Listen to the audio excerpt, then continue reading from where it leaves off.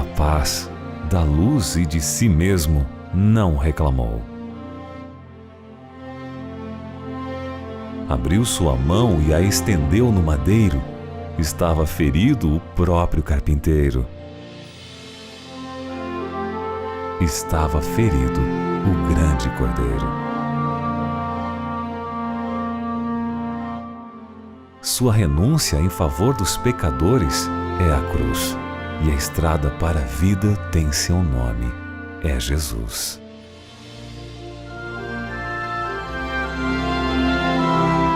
Nessa terra, sua vida foi marcada por passos de renúncia.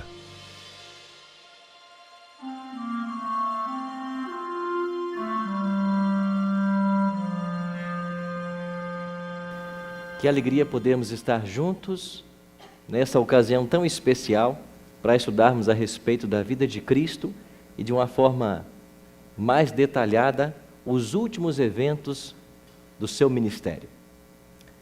Aqui nesse auditório da Novo Tempo, nós queremos saudar carinhosamente a todos vocês que vieram. E aqui nós temos o emblema da cruz, da sepultura e da água. E nós vamos entender ao longo dessas noites o que tudo isso representa para o cristianismo, em especial para todos nós.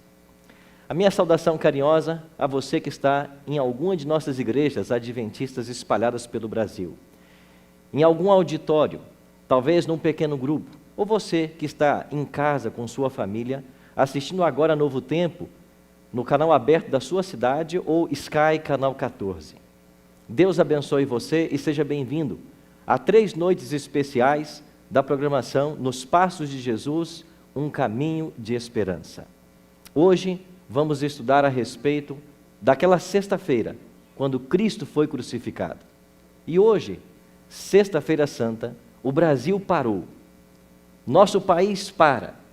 Mas a pergunta que eu faço para vocês hoje é: o que existe de santo na Sexta-feira Santa? Muitas pessoas vão se preparar para, nesse final de semana, trocarem presentes, ovos de chocolates, coelho da Páscoa. Mas o que tudo isso representa? Será que a Bíblia tem uma história diferente para nos contar?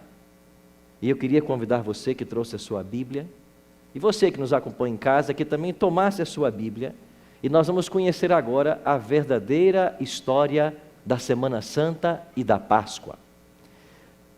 Para contarmos essa história, nós temos que voltar num tempo muito especial, quando o povo de Deus estava escravizado no Egito.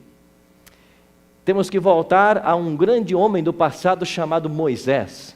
E depois de mais de 400 anos escravos, Deus levantou esse homem para tirar o seu povo da terra do Egito. Aí no Egito foi estabelecida a Páscoa. E nós vamos agora buscar conhecer na Bíblia a real história da Páscoa. Você que nos acompanha em casa, abra sua Bíblia em Êxodo capítulo 12. E você também que está conosco aqui no auditório. Êxodo capítulo 12. E eu queria ler com vocês alguns versos que vão falar para nós a respeito dessa história, a origem da Páscoa. E vamos entender hoje o verdadeiro significado da Páscoa e o que existe de santo na Sexta-feira Santa. Êxodo capítulo 12, nós temos aqui o relato da instituição da Páscoa. E no versículo 2 nós lemos assim, Êxodo capítulo 2, 12, verso 2. Esse mês vos será o principal dos meses, será o primeiro mês do ano. Falai a toda a congregação de Israel, dizendo: aos 10 deste mês, cada um tomará para si um cordeiro, segundo a casa dos pais, um cordeiro para cada família. Vá agora para o versículo 6. E o guardareis até o 14º dia deste mês, e todo o ajuntamento da congregação de Israel o imolará ao crepúsculo da tarde. Verso 7. Tomarão o sangue e o porão em ambas as ombreiras e na verga da porta, nas casas em que o comerem. Naquela noite comerão a carne assada no fogo, com pães asmos e ervas amargas a comerão. Verso 12. Porque naquela noite passarei pela terra do Egito, e ferirei na terra do Egito todos os primogênitos, desde os homens até os animais. Executarei juízo sobre todos os deuses do Egito. Eu sou o Senhor. O sangue vos será por sinal nas casas em que estiverdes. Quando eu vir o sangue, passarei por vós, e não haverá entre vós praga destruidora, quando eu ferir a terra do Egito. E o último verso, 14, que eu quero ler: este dia vos será o principal, ou vos será por memorial, e o celebrareis com solenidade ao Senhor. Nas vossas gerações os celebrareis, por estatuto perpétuo. Pois bem, aqui nós temos em Êxodo 12 a instituição da Páscoa. Deus havia enviado 9 pragas sobre a terra do Egito, para levar Faraó a se convencer de que o seu povo deveria ser liberto. Mas Faraó havia endurecido o seu coração. E viria agora a 10ª e última praga, que seria a morte de todos os primogênitos. Primogênito é o filho mais velho que nasce numa família. E então Deus anunciou esta 10ª praga, e ao mesmo tempo ele estabelece uma cerimônia, que nós chamamos de Páscoa. Talvez na leitura você não percebeu aonde apareceu aqui a palavra Páscoa no seu sentido etimológico, mas quando Deus disse assim: no 10º dia cada família deve tomar um cordeiro, e o mês da Páscoa era o primeiro mês, era o principal dos meses em Israel, por isso o primeiro mês. Os judeus chamavam esse primeiro mês de Abib. Então, nesse mês de Abib, no 10º dia, cada família judia deveria pegar um cordeiro sem defeito e separá-lo, guardá-lo. E esse cordeiro ficava guardado, protegido, até o 14º dia. E no dia 14, ao crepúsculo da tarde, esse cordeiro deveria ser sacrificado. E o povo de Israel foi orientado: vocês vão pegar o sangue desse cordeiro e vocês vão passar nos umbrais das portas. Quando for meia-noite, o anjo da morte sairá pela terra do Egito, vai entrar em todas as casas e matar o primogênito, o filho mais velho. Mas quando ele chegar numa casa e ele vir na porta o sangue do cordeiro, ele vai passar por cima dessa casa. E daí vem a expressão em inglês para a Páscoa, Passover, passar sobre. O anjo da morte iria ignorar a casa em que o sangue estivesse manchado. Ou seja, no dia da Páscoa, o que livrava da morte era o sangue. E então foi dada orientação ao povo de Deus: vocês vão fazer isso todos os anos, e vão celebrar isso por estatuto perpétuo. E por milênios, a Páscoa foi celebrada pelo povo de Israel. Chegou um dia que um garoto de 12 anos foi celebrar a Páscoa também. Como ele se chamava? Jesus. Pela primeira vez, Jesus foi visitar o templo em Jerusalém. Ele tinha 12 anos. Ele foi com seus pais, José e Maria. Mas enquanto ele estava visitando o templo pela primeira vez, e quando ele viu o sacrifício da Páscoa, os sacerdotes vestidos de branco, o sacrifício solene, a vítima ensanguentada, pela primeira vez na vida, o menino Jesus, de apenas 12 anos, descobriu sua missão. Aquele animal representava o seu próprio sacrifício. E com 12 anos, Jesus compreendeu de que um dia ele deveria morrer também, como aquele animal estava morrendo. Jesus conhecia muito bem as profecias, já com 12 anos. Tanto é que ele discutiu com os doutores no templo, nesse dia. E os pais voltaram para casa sem perceber que o menino não havia ido com eles. E eles pensaram assim: o garoto Jesus está vindo com os colegas de viagem. E depois que eles haviam caminhado um dia, eles perceberam que Jesus não estava com eles. E eles ficaram desesperados, e eles voltaram para Jerusalém, e 3 dias depois eles encontraram um garoto no templo, discutindo com os doutores da lei, a respeito da Bíblia. E esse garoto, esse menino, estava dando lições que os doutores nunca haviam percebido. Esses doutores eram orgulhosos e, de fato, eles não aceitariam o ensinamento de qualquer uma pessoa, mas eles estavam achando que eles estavam ensinando o garoto. Mas o menino Jesus, com suas perguntas, com suas aplicações das profecias, ele começou a mostrar de que a visão desses líderes religiosos sobre a obra do Messias estava distorcida. Ele não viria para derrotar os romanos e colocar os judeus mais uma vez como cabeça da nação, mas o Messias viria para morrer em prol do povo. Jesus conhecia a profecia de Isaías capítulo 53, que dizia assim sobre ele mesmo: como um cordeiro foi levado ao matadouro, e como ovelha muda, ele não abriu a sua boca. Pelas suas pisaduras fomos sarados.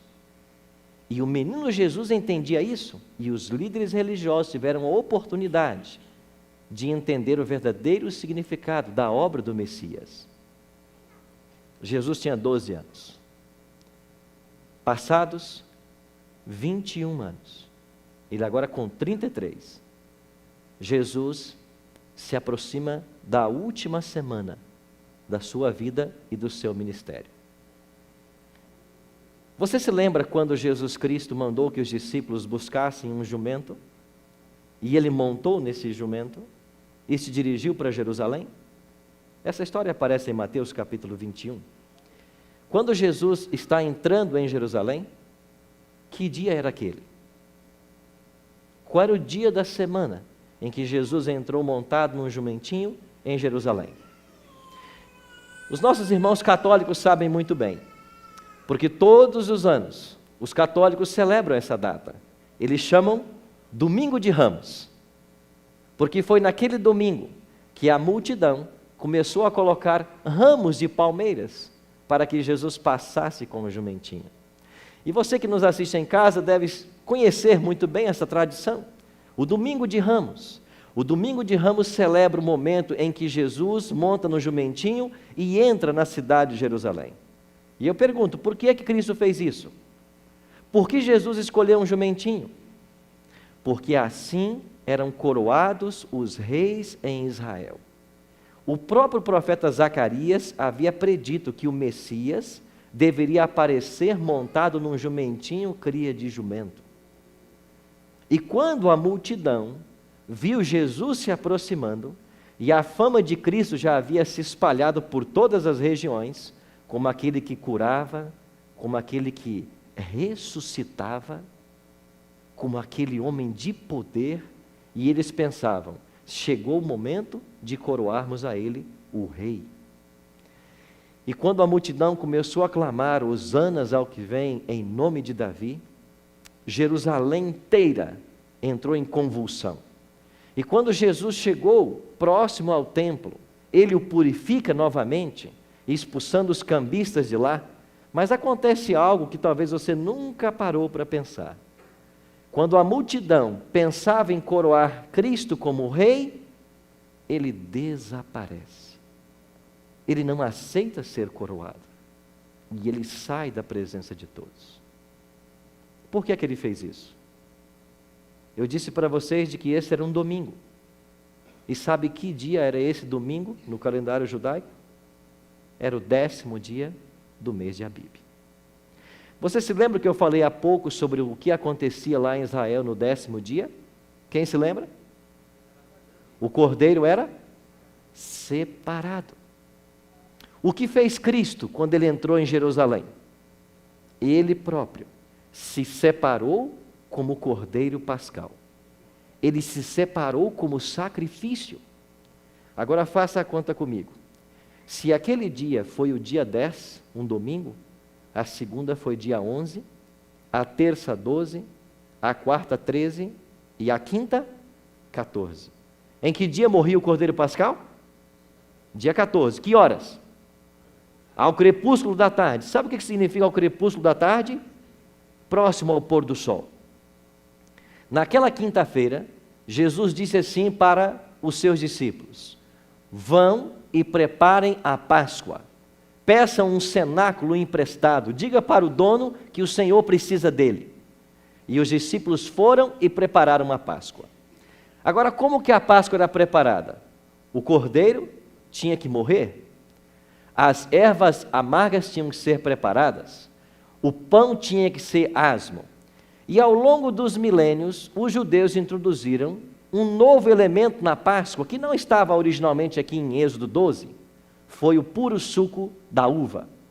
A Bíblia chama de vinho. Então, ali no cenáculo, em Jerusalém, naquela quinta-feira à noite, a Páscoa foi preparada para os discípulos. E quando Jesus chegou, ele disse para os discípulos assim: há muito desejei comer convosco esta Páscoa.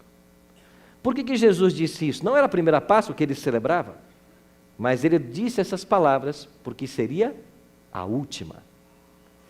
E ali, pela primeira vez, o tipo encontrou o antítipo. O cordeiro morto encontrou o cordeiro vivo. Nas palavras de João Batista, em João 1,29, Jesus é o Cordeiro de Deus que tira o pecado do mundo. Pela primeira vez, o tipo encontrou o antítipo. E quando Jesus estava ali, diante do Cordeiro Pascal, o que ele fez? Jesus fez a transição das economias de salvação. Por mais de 1000 anos, esses animais apontavam para a morte do Messias, mas agora o Messias chegara. E esses animais perderam seu valor ritualístico, porque o próprio Filho de Deus morreria na cruz do Calvário. Jesus fez a transição das economias, e naquela noite de quinta, Jesus cumpriu a cerimônia da Páscoa, e a partir daquela quinta, a Páscoa não mais deveria ser celebrada. E em lugar da Páscoa, Jesus estabelece uma outra cerimônia, que nós chamamos de cerimônia da comunhão, ou cerimônia da Santa Ceia. Ali já estavam os pães asmos, ali já estava o suco, mas antes de participar desses emblemas, Jesus se abaixou diante dos apóstolos e começou a lavar os pés de cada um. Você conhece a história? João capítulo 13. E interessante, você que está nos acompanhando aí pela TV, Jesus lavou os pés, depois ele voltou à mesa, depois ele comeu pão com os discípulos, depois ele bebeu puro suco de uva. Eu pergunto, é assim que você celebra a ceia? É assim que você está celebrando, como Jesus orientou em sua palavra? Você participa do lava-pés antes da ceia? Você come o pão, todos comem o pão, depois todos bebem o vinho? Não, pastor, não é assim que acontece na minha igreja. Amigo, será que nós não temos que voltar para a Bíblia e sermos mais bíblicos em nossos procedimentos? Pois é assim que a ceia deve ser celebrada. Se eu não lavar os pés do meu irmão, eu não posso participar dos emblemas. Se eu não comer o pão, eu não posso tomar do vinho. Só existe ceia se houver os 3 simbolismos. Agora, nós como cristãos, podemos fazer 2 coisas. Ou você obedece o que Cristo disse em sua palavra, ou você pega esse livro e rasga e joga fora. Porque nós não precisamos de igrejas, nem um cristianismo que se aparte da palavra de Deus. Ou a gente pratica o que esse livro ensina, ou você então rasga ele. Se nós queremos ser cristãos, nós temos que fazer como Cristo ensinou. Nós temos que ser 100% bíblicos. Nós não podemos nos conformar com costumes e tradições humanas. Nós temos que embasar nossa fé na cristalina palavra de Deus. Terminado a ceia, uma única vez a Bíblia declara que Jesus cantou. Só aqui, Jesus cantou uma música com os discípulos. E após haverem cantado, Jesus foi para o jardim orar. Depois se retirou um pouco mais a sós. E ali nós temos a noite da agonia. Enquanto Cristo estava agonizando, ele fez uma oração ao Pai. Você conhece a oração? Jesus disse assim: Pai, se possível, passa de mim o quê? Esse cálice, todavia não seja como eu, e sim como tu queres. A resposta de Deus foi o silêncio. Em outras palavras, não é possível resgatar a humanidade a não ser com o teu sacrifício. Você é o Cordeiro de Deus. Assim como os cordeiros morriam no santuário, você terá que morrer. E pela única vez no ministério de Cristo, ele experimentaria a separação do Pai. E era isso que cortava o coração de Jesus. Ele nunca saíra da comunhão do Pai. Mas ao assumir o peso dos pecados da humanidade, o Pai teria que ocultar sua face da presença do Filho. Quando foi exatamente meia-noite, Jesus chegou com a turba e deu um beijo em Cristo. Esse era o sinal da traição. Os soldados logo prenderam a Cristo. Começaram a bater em Cristo. E naquela madrugada, Jesus foi injustamente julgado e condenado. E quando foi às 9 da manhã, Cristo foi crucificado. Quantas horas esteve Jesus pendurado naquela cruz? Exatamente 6 horas. Ele foi crucificado às 9 da manhã, na hora em que morria o cordeiro matutino do santuário. Ele esteve na cruz até às 3 da tarde, e ele morre 3 da tarde, na hora em que morria o cordeiro vespertino. Com isso, eu chego à conclusão de que Jesus, com 12 anos, ele descobriu de que ele tinha um ano para morrer. E segundo a profecia de Daniel 9, 24 a 27, seria na metade da 70ª semana, ano 31. Jesus sabia o mês que ele morreria, mês da Páscoa, Abib, primeiro mês. Jesus sabia o dia que ele iria morrer, 15º dia. E Jesus sabia a hora, 15 horas. Tudo estava na profecia. E o mais maravilhoso é que mesmo sabendo do dia da sua morte, Jesus não deu um passo sequer para trás. Por quê? Por amor a você. Por amor a mim, por amor a você. Por amor a você, que não havia compreendido até hoje o significado da Sexta-feira Santa. E sabe por que existe uma Sexta-feira Santa? É porque nessa sexta-feira, um santo morreu. É por isso que existe uma Sexta-feira Santa. Hoje, nós devemos celebrar a morte de Cristo, porque a sua morte nos traz vida, nos traz vitória. Pastor, eu não entendi. Alguma coisa eu perdi. O senhor disse que o cordeiro era separado no 10º dia, e Cristo entrou em Jerusalém num 10º dia. O senhor disse que o cordeiro pascal morria no 14º dia, mas o 14º foi a quinta-feira. E Jesus morreu numa sexta, no 15º. Nós não perdemos então todo o simbolismo do Cordeiro Pascal? Não morreu Jesus num dia errado? Não. Não, porque na cruz, Jesus não é Cordeiro Pascal. Quem é Cristo na cruz? Jesus é Cordeiro Pascal na ceia. E é por isso que o apóstolo Paulo, em sua primeira carta aos Coríntios, quando ele vai orientar sobre a celebração da ceia, Paulo diz assim: quando vocês se reunirem para celebrar a ceia do Senhor, não façais com os molhos da tristeza, mas com os molhos da alegria, porque Cristo, nosso Cordeiro Pascal, foi imolado. Jesus é Cordeiro Pascal na ceia. Quem é Cristo meia-noite? Quando Judas o beija e ele é preso. O que aconteceu meia-noite lá no Egito? Páscoa foi instituída. Quem é que morreu? Todos os primogênitos. Nas casas onde não havia o sangue. Meia-noite, Jesus é o nosso primogênito. É aquele que morre para que nós tenhamos vida. Porque quando o seu sangue é passado nos umbrais do nosso coração, nós somos poupados da morte. Por isso Cristo declarou: aquele que crê em mim, ainda que morra, o quê? Viverá. Os que têm a Cristo no coração não temem nem mesmo a morte. Sabe por quê? Porque a promessa é: aquele que crê em mim, ainda que morra, viverá. Eu sou a ressurreição e a vida. Nós não temos nada a temer nesse mundo, a não ser o pecado. Nós devemos temer o pecado, porque o pecado nos separa de Deus. Então, quem é Cristo na cruz? Se ele não é o Cordeiro, Moisés e Paulo respondem essa pergunta. Ambos escreveram assim: maldito todo aquele que for pendurado no madeiro. Sabe quem é Cristo na cruz? Ele é um maldito. Por que ele é maldito?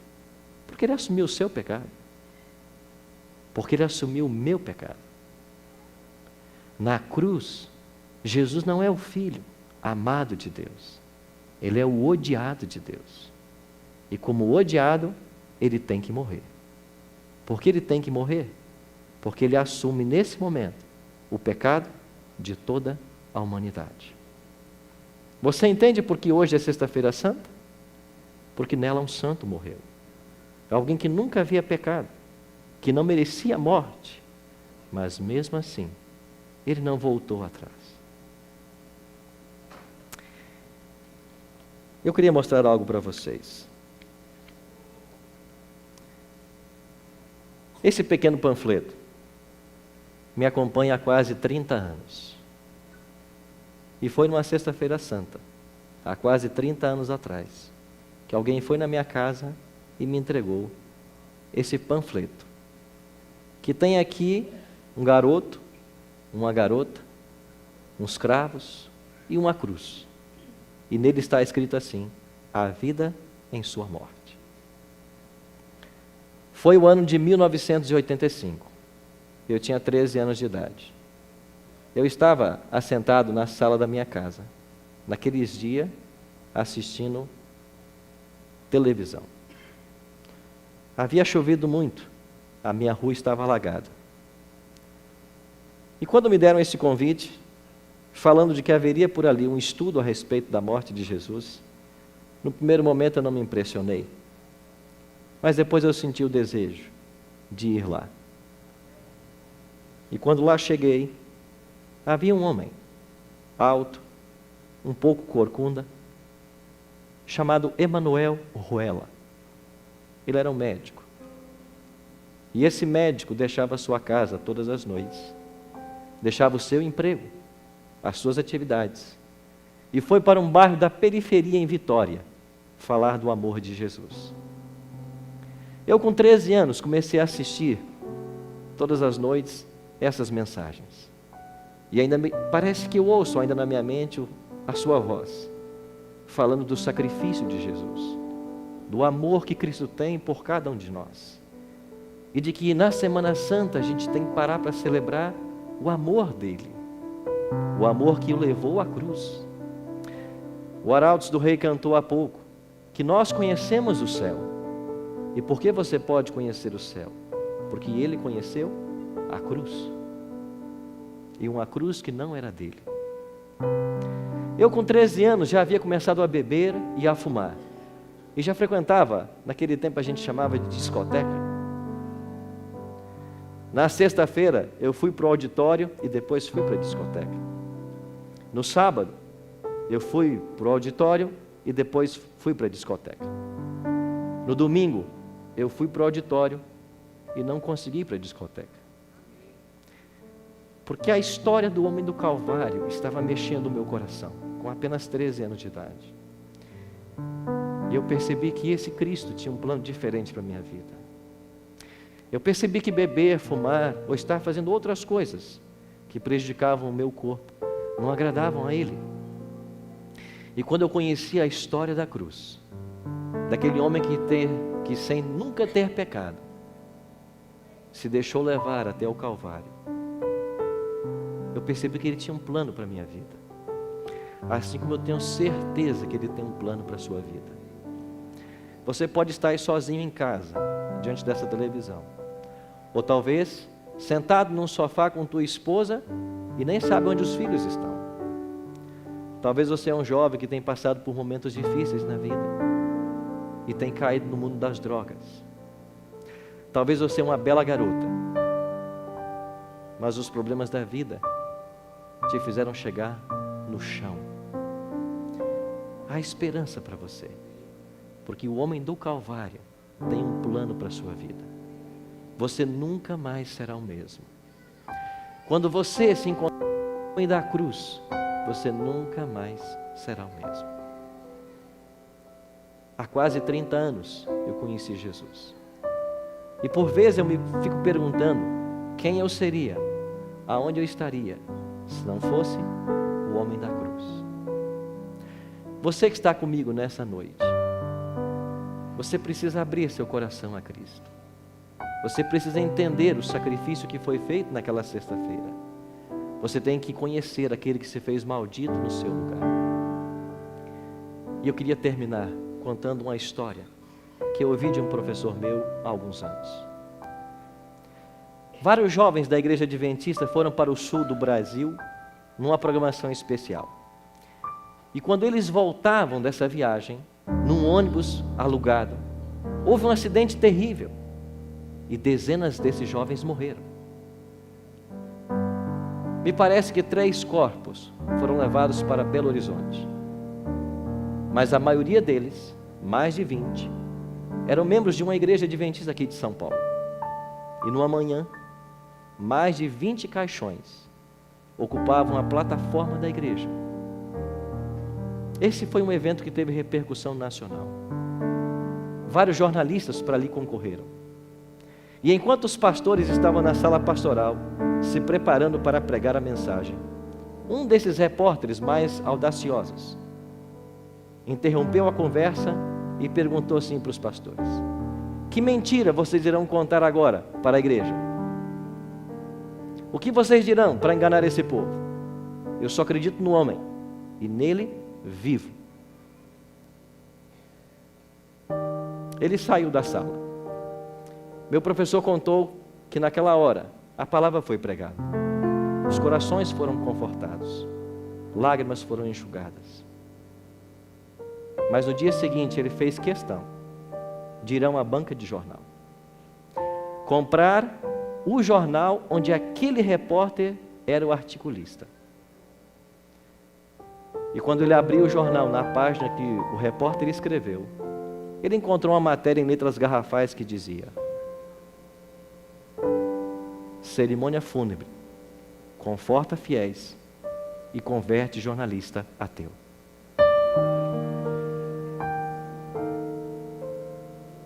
Mas entre linhas da matéria, o repórter escreveu: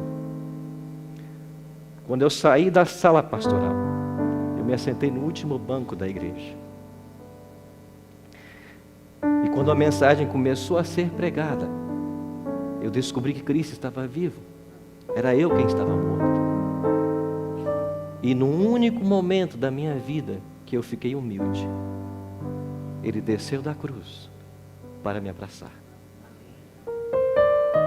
No único momento da minha vida que eu fiquei humilde, Ele desceu da cruz para me abraçar. Eu vou chamar o quarteto agora. Eles irão cantar. E você que está comigo nesse auditório, se nesta hora você quer ficar humilde para que o homem do Calvário abrace você, eu vou convidar você a vir aqui à frente e tomar uma decisão, que é a decisão mais importante que um ser humano pode tomar. A decisão de permitir que Cristo seja entronizado no trono do coração. Permitir que Jesus tome conta da sua vida.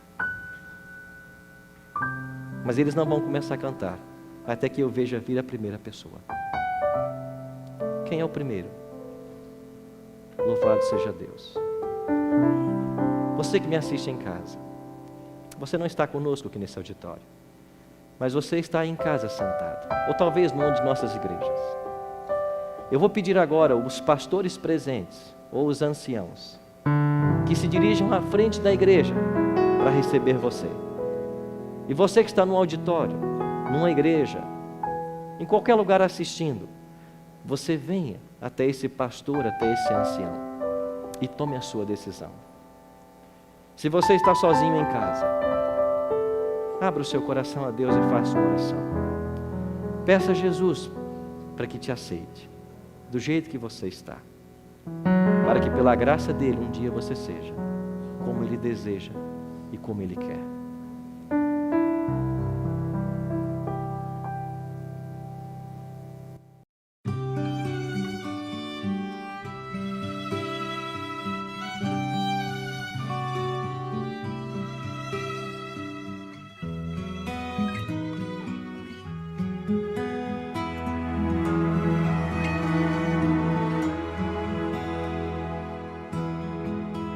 Cada dia um novo dia pra você recomeçar e buscar de coração o Senhor,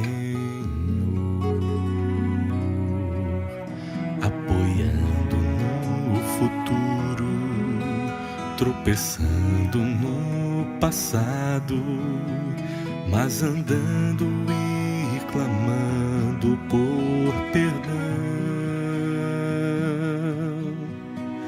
Não importa o pecado, não importa o pecador, Deus se aceita se você permitir. Se o Espírito falar, deixa a salvação entrar. É agora, não há tempo, tome a cruz.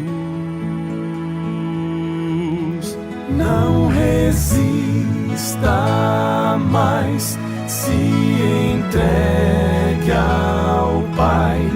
Hoje é dia de decisão. Não rejeite a luz, se liberte do mal. Deus não vai desistir de você.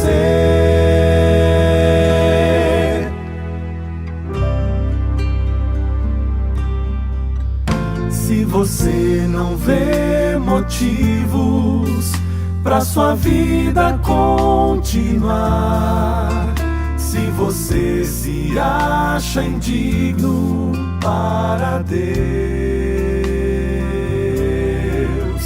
este é o seu momento, não o deixe escapar. Não demore, venha a Cristo sem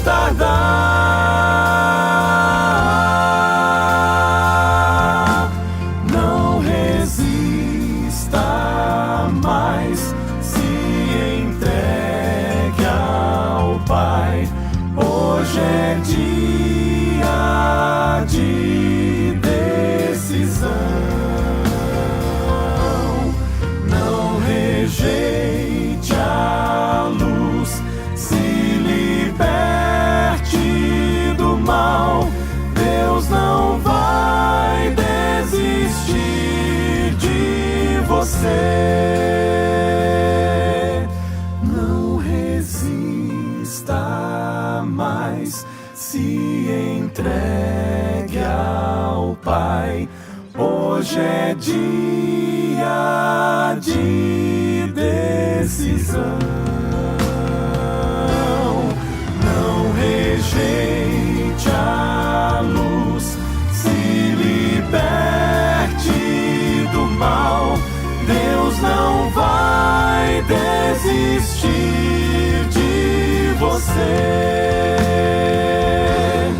Não resista mais, se entregue ao Pai. Hoje é dia de decisão.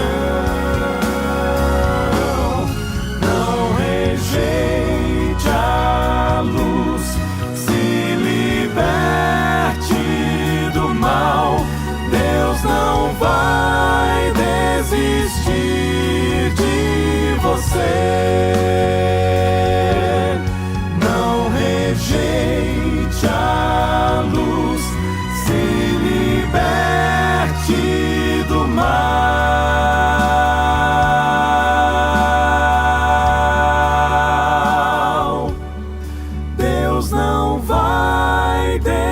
desistir de você.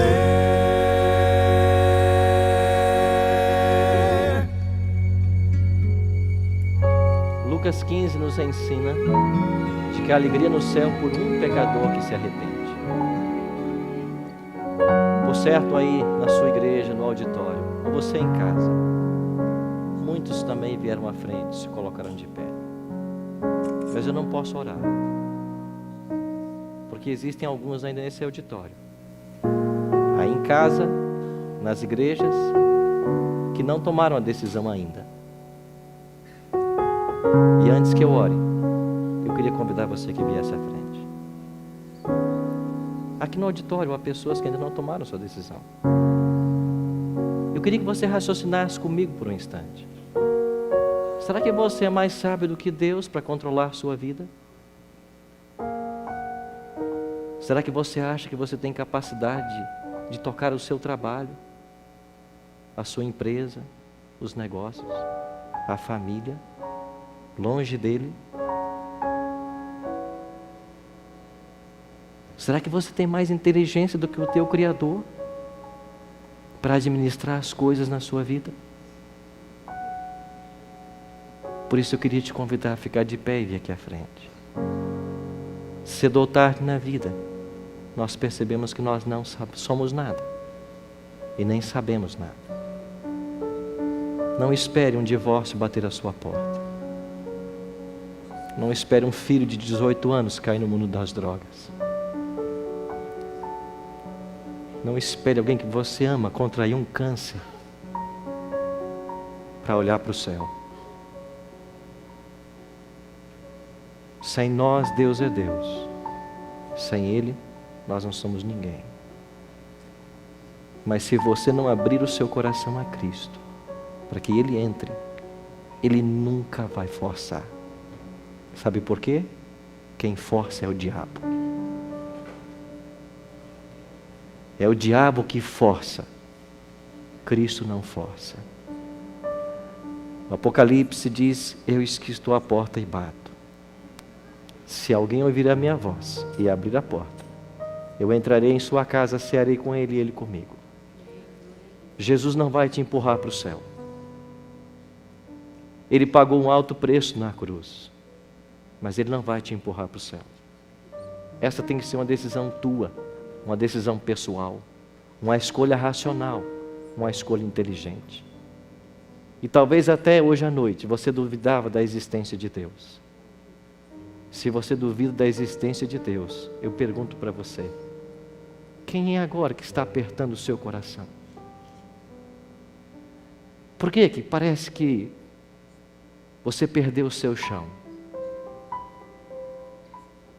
Você não percebe que é o Espírito Santo chamando você pelo nome?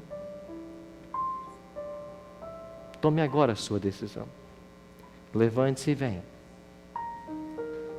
Os pastores e anciãos vão te receber. Você não está numa igreja, está sozinho em casa? Faça uma oração silenciosa a Deus agora. Entregue sua vida a Ele. Só Ele pode dar sentido que você precisa. Deus seja louvado por outras decisões que estamos vendo tomando. Esta é a maior decisão de nossas vidas. Há quase 30 anos eu tomei a minha, e não há um só dia que eu me arrependa. Ele vai fazer por você tudo o que você precisa. Um dia, você vai poder encontrá-lo face a face no céu e agradecê-lo por tudo que Ele fez naquela sexta-feira santa. Só existe sexta-feira santa porque um santo morreu no meu lugar, para que eu tivesse vida. Feche os seus olhos, ore comigo. Pai, obrigado porque em momento algum o Senhor voltou atrás. Obrigado porque aquela cruz não era tua, ela tinha as nossas dimensões. Nós deveríamos estar pregados lá, porque nós somos rebeldes, nós quebramos tua lei, nós pecamos contra o Senhor. Mas maravilha das maravilhas, o justo morre para que o pecador viva. Hoje nós temos esperança de vida eterna, porque graças ao Senhor, o preço do nosso pecado foi pago. Satanás não tem mais do que nos acusar, porque todas as acusações que ele faz são falsas, porque nós fomos lavados e alvejados no sangue do Cordeiro. O teu sangue alcançou nossa vida, ele ungiu os umbrais do nosso coração e mente, e nós estamos agora prontos para servir ao Deus vivo. Pai, no nosso auditório várias pessoas tomaram sua decisão essa noite. Abençoe a cada uma delas. O Senhor as conhece, sabe onde elas moram, o nome, o que se passa agora no coração. Por favor, abraça cada uma delas. A esses que estão nas igrejas, nos auditórios, espalhados pelo Brasil inteiro, por favor, que o teu Espírito abrace-os agora. A esses que estão em casa nos assistindo sozinhos, Pai, que eles sintam a presença dos teus santos anjos e que a nossa vida seja transformada. E muito obrigado, porque há na história uma sexta-feira santa. Em nome de Cristo nós oramos. Amém. Obrigado pela sua presença. Amanhã, nesse mesmo horário, eu espero todos vocês. Que Deus os abençoe.